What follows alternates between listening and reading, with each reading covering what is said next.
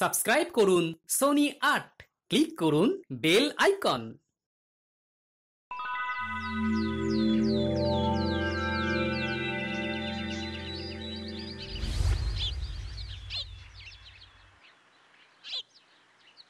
কই আজও তো দেখছি গড় হাজির। এটা আর নতুন কথা কি? গোপাল তো এরকমই করে। তাই তো দেখছি আসার আর নাম নেই। মহারাজ, এভাবে দিনের পর দিন না এসেও তো গোপাল ঠিক পার পেয়ে যাচ্ছে। বারে বারে খুকু ধান খেয়ে যাবেন, সেটা কি করে হবেন? এই মরেছে, এই পণ্ডিত যে আবার অং বং চং শুরু করে দিল। কিন্তু গোপাল আসছে নাই বা কেন? শ্বশুর বাড়ির আদর পেলে কি আর কারোর আসতে ভালো লাগে? মা, গোপাল গেছে শ্বশুর বাড়ি, তাই তো ধরি ধরি করি, কিন্তু ধরতে নাহি পারি। শাশুড়ির আদরে গোপাল তো তাহলে খাসা আনন্দেই আছে। এখন এই আদরে না আবার অন্য কিছু হয়ে যায়। হতে আর বাকি কি আছে? গোপালের লম্ফ ঝম্প দেখেই তো টের পাওয়া যায়। না না, গোপাল ফিরে এলে ওকে কড়া শাসন আর কাজের মধ্যে রাখতে হবে। আমি সিপাইকে পাঠাচ্ছি গোপালের খবর নিতে, সে আদৌ ফিরছে কিনা, আর না ফিরলে কবে ফিরতে পারে সেই ব্যাপারেও খোঁজ খবর নিতে হবে। একদম ঠিক ভেবেছেন মহারাজ। যাক, এবার গোপাল ফিরে এলেই জব্দ হবে।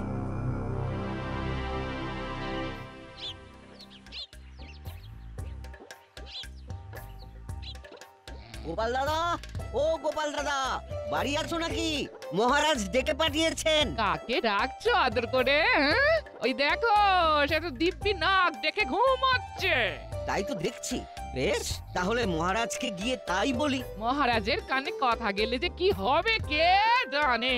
তবে না জানিয়েই বা উপায় কি? আরাম করতে করতে লোকটা যে একদম কাম কাজ শিখে তুলেছে। ওহ,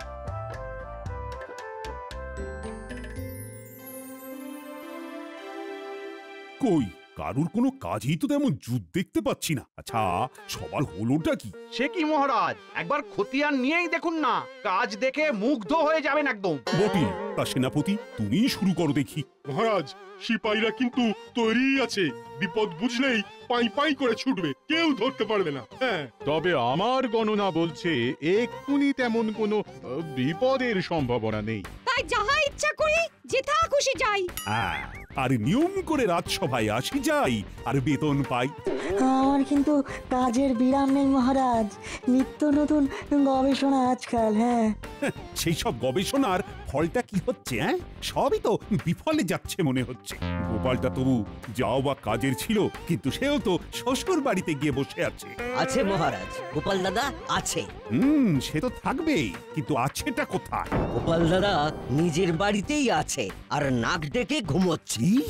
সাহস তো কম নয়। না না না না, গোপালকে আর মাফ করা যাবে না। ওরা কোনো শাস্তির কথা মাথায় আসছে নাকি মহারাজ? এখনো আসেনি, তবে এসে যাবে। রাজসভায় না এসে বাড়িতে বসে নাক ডাকার ফল গোপাল এবার একেবারে হাতে গরম পাবে। জানি তো এরকমই কিছু একটা হবে, তাই আমি ছুটে এলাম মহারাজ।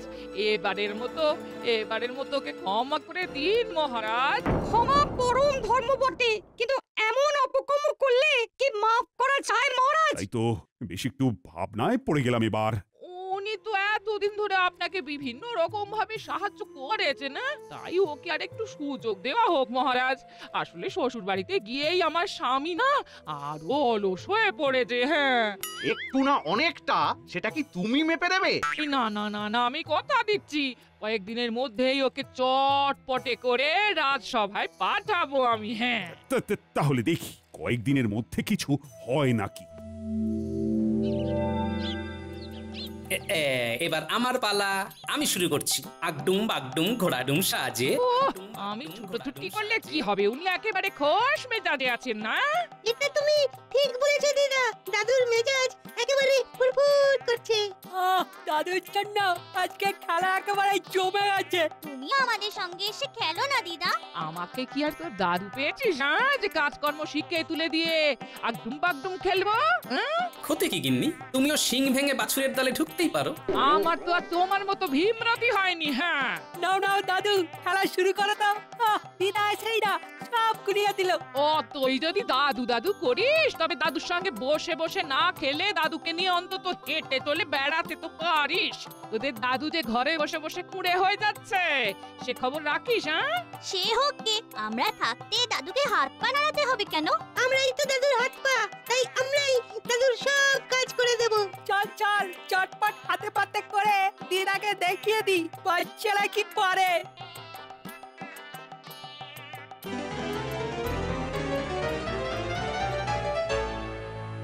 কি গিন্নি, কি বুঝছো?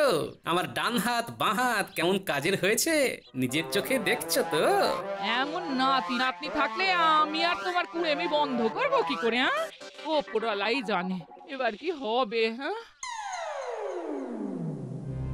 তাহলে বুঝতে পেরেছিস তো কিভাবে কি করতে হবে? আপনি তো একেবারে ফর্দ ধরিয়েই দিয়েছেন মন্ত্রী মশাই। কি কি কিনতে হবে? মাছ, মশলা, তরি তরকারি। যাক যাক, এতদিনে তুমি তাহলে সংসারের দায়িত্ব বুঝেছো। আমি বলার আগে কি সুন্দর সব গুছিয়ে জোগাড় করে আনতে বলছো। হ্যাঁ হ্যাঁ, ফর্দটা বেশ ভালো করেই করেছি, যাতে এক সপ্তাহ আর নড়াচড়া করতে না হয়। এইভাবে সংসারের প্রতি আরো দায়িত্ব নিতে হবে তোমায়। দায়িত্ব নিচ্ছি বটে, তবে নিজের সংসারে নয়, বরং গোপালের সংসারে। সে কি? আর সেটাও গোপালকে দায়িত্ব দিয়ে ডোবাবো বলে। তুমি যে কি খেলা খেলছো এবার কে জানে।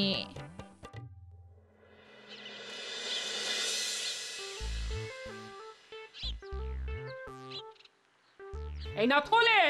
কি গিন্নি, না বলে কয়ে সকাল সকাল হাতে থলি ধরিয়ে দিলে যে? খেলা খেলা করে শুয়ে বসে ভালোই তো সময় কাটাচ্ছ, তবে এবার এটাও বুঝে নাও, বাজারে না গেলে উনুন চলবে না, আর সেটা না হলে পেটও চলবে না। হ্যাঁ, সারাটা জীবন তো পরিশ্রম করেই কাটিয়ে দিলাম, এখন কদিন একটু শুয়ে বসে কাটাচ্ছি, সেটা আর তোমার ভালো লাগছে না বুঝি? হ্যাঁ, হচ্ছে না, এমন কুড়েমি করলে আর হাঁড়ি চড়বে না। হ্যাঁ, যাই, তবে মূলোটা বেগুনটা যা পাই তাই দিয়ে থলে ভরাই। চলে পরে আনবো তো আমরা, তুমি কেন যাবে গোপাল দাদা? বাচ্চাদের কাছে খবর পেলাম ওদের গোপাল দাদুকে নাকি খুব খাটাচ্ছে দিদা, তাই গোপাল দাদার খাটুনি যাতে একটু কমে, তাই বাজারটা করে দিয়ে গেলাম আর কি। গোপাল দাদা তো লোকজনের উপকার কম করেন না, আর আমাদেরও অনেক উপকার করেছে। হ্যাঁ, তাই এটুকু করতে পেরে আমাদেরও খুব ভালো লাগছে। হলে তো যা আছে তাই দিয়ে দুজনের এক সপ্তাহ ভালো করে কেটে যাবে। একেই বলে গিন্নি, যে খায় ননি তাকে যোগায় চিন্তামণি। এবার আমি সত্যি সত্যি হাল ছেড়ে দিলাম।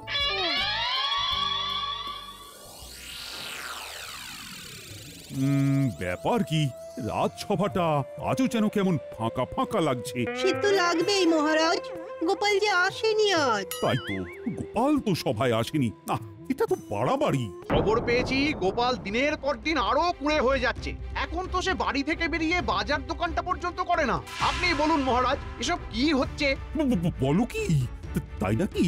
আমি কি একটা ভেষজ আর একবার খাইয়ে দেখবো মহারাজ, এই রোগ সারে নাকি? দেখা দেখির আর কি আছে মহারাজ, এবার অন্তত গোপালকে বরখাস্ত করা উচিত। তার আগে আর একবার ভেবে দেখবেন না মহারাজ, আজ না হোক কাল যদি গোপাল আসে। তো তার জন্য কি বরণ ডালা সাজিয়ে বসে থাকবো আমি? তবু মহারাজ নিজে চোখে একবার দেখবেন নাকি সত্যি মিথ্যে আসলে কি? বেশ তো, তবে ব্যাপারটা কি হচ্ছে সেটা একবার নিজে চোখে দেখি, তারপর না হয় শাস্তি দেব। তেমন হলে বরখাস্তের চিঠি না হয় আমি একেবারে হাতে হাতেই ধরাবো গোপালকে। এবার অন্তত গোপালকে বরখাস্ত করা উচিত।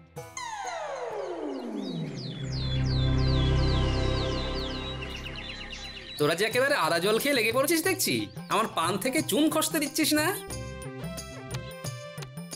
তুমি এখন হাত পা ছড়িয়ে বিশ্রাম নাও দাদু, আমরা তোমাকে ছেড়ে যাচ্ছি না। তুমি খালি বলবে কখন কি লাগবে, আর আমরা সঙ্গে সঙ্গে এইভাবেই তোমার কাছে সব হাজির করে দেব। না, তোরা দেখছি সত্যি খুব কাজের হয়ে গেছিস, একটা কিচ্ছু তো 19-20 হতে দিচ্ছিস না। এরকম কি বুঝছেন মহারাজ? পায়ের ওপর পা তুলে গোপাল কেমন আয়েশ করছে নিজের চোখেই দেখছেন। না না, এই সব দেখে আর সহ্য করা যায় না। চলো, যা হওয়ার এবারে একেবারে সামনাসামনি হবে। সে তো হতেই হবে, আর তার জন্যই তো কাঠখড় পুড়িয়েছি মহারাজ। তারপর গোপাল, তোমাকেও যেন বেজায় ক্লান্ত দেখাচ্ছে। তা শরীর আর চলছে না বুঝি? আরে আরে মহারাজ, যে কি সৌভাগ্য আমার। সৌভাগ্য না দুর্ভাগ্য সেটা তো এক্ষুনি টের পাবে। এই যে, শোনো গোপাল, তোমার এই ঘরে বসে বসে ডিমে তা দেওয়া আর নেওয়া যাচ্ছে না। আজ আমি একটা হেস্তনেস্ত করেই ছাড়বো। হেস্তনেস্ত নয় মহারাজ, বলুন বরখাস্ত। হ্যাঁ হ্যাঁ হ্যাঁ, মানে তাই, আমি একেবারে তৈরি হয়ে এসেছি। এই যখন এতটাই করলেন তখন আরেকটু করুন মহারাজ। আবার কি করব? মহারাজ আপনি পারেন ওকে কাজের মধ্যে ফেরাতে। ওকে একটা দায়িত্বশীল কাজ দিলেই সেই কাজ করতে গিয়ে ও একটু মনে হবে। আর এটাই একটা শেষ সুযোগ মহারাজ। আবার একটা সুযোগ? এতেও যদি ওর কোনো উন্নতি না হয় তাহলে মহারাজ আপনি যা শাস্তি দেবেন তাই ও মাথা পেতে নেবে। হ্যাঁ, ও গোপালের গিন্নি তো জ্বালিয়ে মারলো দেখছি। মহারাজ সবে গোপালকে বরখাস্ত করবে করছেন, অমনি একবারে দরখাস্ত নিয়ে হাজির। বেশ, তাহলে আগামীকাল গোপাল তুমি একেবারে গিন্নিকে নিয়ে একবার সভায় হাজির হবে।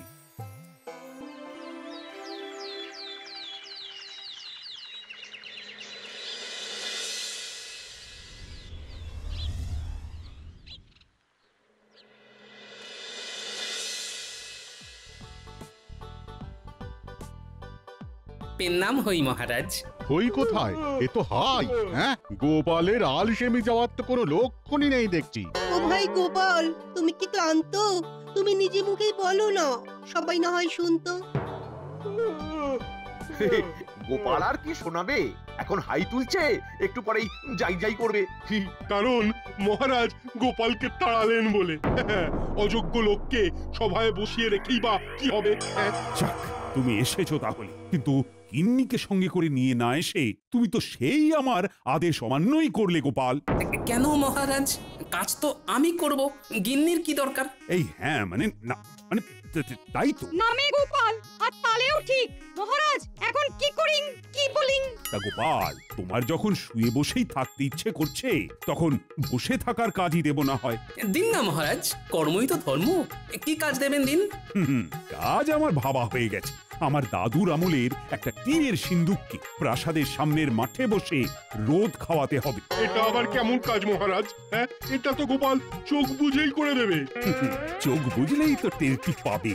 সেই সিন্দুক যাতে কেউ তুলে নিয়ে না চলে যায়, তাই কড়া পাহারায় রাখতে হবে। কিছুতেই সিন্দুককে কাটছাড়া করা যাবে না। আর যদি সিন্দুক হারায় তবে 100 মোহর জরিমানা গোপালকেই ভরতে হবে। বেশ, তবে তাই হবে মহারাজ। কাল থেকেই না হয় টিনের সিন্দুক রোদ খাবে।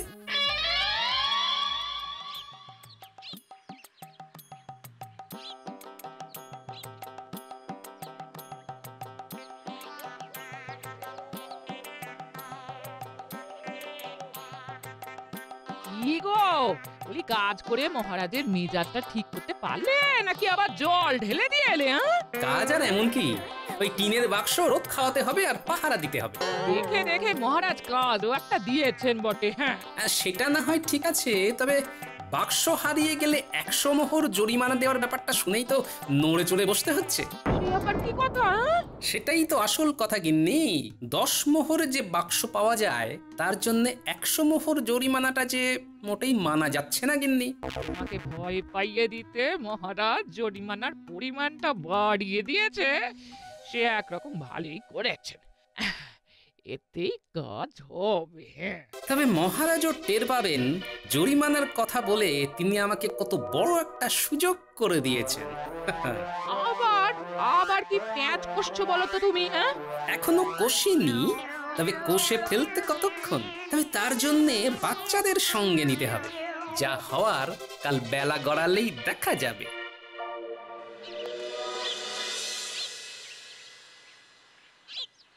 না, রোদের তেজ আস্তে আস্তে বাড়ছে দেখছি। সিন্দুকের সঙ্গে সঙ্গে যে আমিও রোদে সেঁকে যাচ্ছি। ওই তো গোপাল কাজে লেগে পড়েছে দেখছি। ওটার এমন কি কাজ? তবে হ্যাঁ, ওই বসে থাকাটাও যে কত কষ্টের সেটা গোপাল এবার টের পাচ্ছে। গোপালং আলস্যং গচ্ছামি। এবার গোপাল বুঝুক ঠেলা। এটাও মহারাজের একরকম মারি বটে। মহারাজ ভাতে না মেরে হাতে মারছেন, দেখেও শান্তি। বেলা বেশি বাড়ার আগেই খেলা শুরু করে দিতে হবে, কিন্তু বাচ্চাদেরই তো এখনো পাত্তা নেই। আচ্ছা কাছি দাদু, আর সঙ্গে করে সব কিছু একেবারে গুছিয়ে নিয়ে এসেছি। এই যে জল, গামছা, গুড়ের বাতাসা। আরে এসব না হয় হলো, কিন্তু কাজের জিনিসগুলো এনেছিস কি? এনেছি তো, এই তো খড়ির টুকরো, কাগজ, কলম, একদম যেমন বলে দিয়েছিলে। হ্যাঁ, এই তো এইবার যেমন বলে দিয়েছিলাম তেমন করে প্রচারের কাজে লেগে পড়। তুমি কিচ্ছু ভেবো না গোপাল দাদু, ওই দিকটা আমরা ঠিক সামলে নেব। তুমি বরং এদিকটা গুছিয়ে নাও। সে আর বলতে, হাতে যখন খড়ি আছে তখন ভারী কাজটা আগে সেরে ফেলি, কিছু করি আর না করি গুছিয়ে লিখে ফেলি। এই তো একেবারে গোটা গোটা হরফে বাক্সের গায়ে এই লিখে দিলাম, রাজবাড়ির এই টিনের বাক্সের দাম 10 মোহর, যে কিনতে চাও বিকেল বেলা মাঠে এসো। ব্যাস, এবার শুধু অপেক্ষা করব আর দেখব কেমন কি সাড়া পড়ে।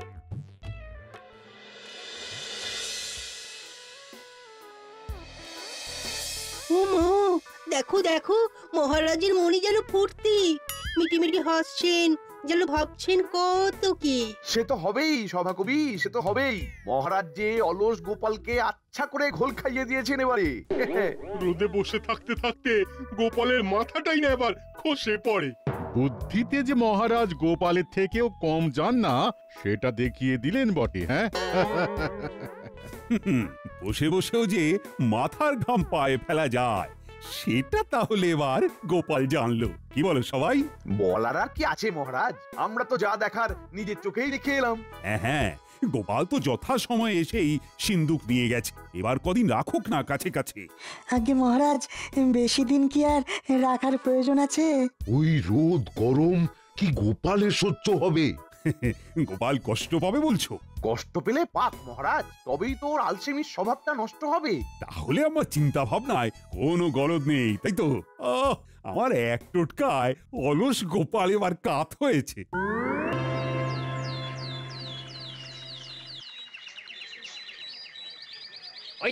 ওই তো টিনের সিন্দুক দেখতে পেয়েছি। ও, তাহলে তো দেখছি খবরটা সত্যি। হ্যাঁ, বাচ্চারা তাহলে ভুল খবর দেয়নি। মাত্র 10 মোহরে রাজবাড়ির এমন একটা বাক্স পাওয়া যাচ্ছে। আমি আগে এসেছি, ওটা আমি নেব। কে আগে আর কে পরে এসেছি সবটাই গোপাল দাদা দেখেছে। গোপাল দাদাই ঠিক করবে কাকে এই টিনের বাক্সটা দেবে। এই শোনো, আমি নগদ 10 মোহর নিয়ে এসেছি। হাতে হাতে দেব আর হাতে হাতে নেব। আর আমরা কি মুখ দেখবো? আহা, নিজেদের মধ্যে গুঁতোগুতি করে কি লাভ ভাই? বাক্স তো একটাই, তাই সবাই পাবে কি করে? তাহলে কি উপায়, কে পাবে ওটা? সেই জন্যই তো ভাগ্য পরীক্ষার ব্যবস্থা করছি আমি। যারা ভাগ্য পরীক্ষার খেলায় যোগ দিতে চাও তারা একটা করে মোহর দাও, তারপর দেখো কি হয়। এই নাও, আমি দিলাম।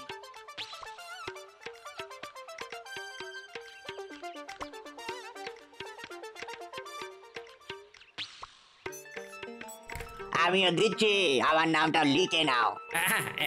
এই তো লিখে নিচ্ছি। একে একে দাও, একে একে। কারোর নামই বাদ যাবে না।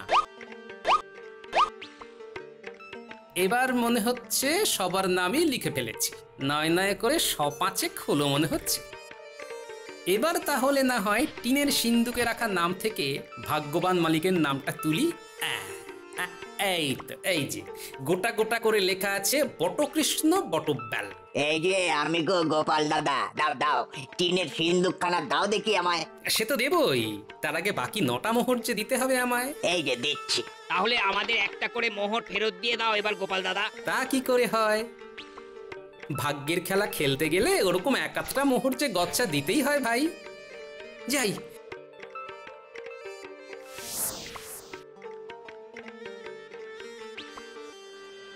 আমি এগোলাম। যাই, আমি বরং এবার মহারাজের কাছে যাই।